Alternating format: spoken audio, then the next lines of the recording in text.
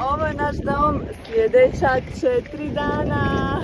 Evo odavde ga možemo vidjeti malo bolje, znači sad se još malo pere prije nego što uđemo. Lagun 40. Giselio je ime, a mogu ga vidjeti iznutra. Sister! Ona je već par dana bila unutra, tako da nije sve savršeno, tako mi je rečeno. Vodite računa da nije sve savršeno. Ok, officially tura počinje, nalazimo se na krmi. Toliko znam, ako pratite Barbarinu sestru Vedranu, onda znate da ovo krma, a tamo je prova. To je sve što sam naučila.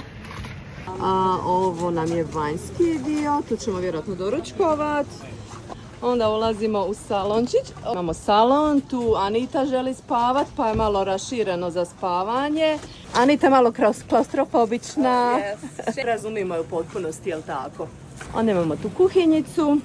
Ovo ovdje stvari ne znamo šta su. Navigacija naravno, ali mi ne znamo to. Moramo još uniti naše stvari. Naše stvari su vani. Kuhinjica i Anita, di su nam sobe? Idemo dole. Tu imamo hladnjak, pećnicu i sobe su dole.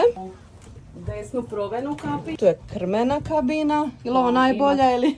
Ne, sve su iste. Okay. Ovdje svi imaju ormar.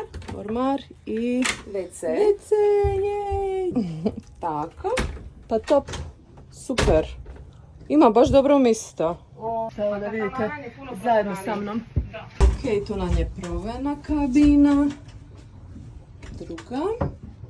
Isto odlične veličine. Možda bolje. Samo još jedno pojašnjenje. Možda ovaj bolje mali ovako. prozor. Koji prozor? Tamo. A, mali to je prozor. skiperska kabina. Ja bi Borno spava tu. On uzlazi gore kroz krov. A jadan skiper naš tu spava. Tu je još jedan WC. I sada ovdje sa druge strane imamo još takve 2 sobe.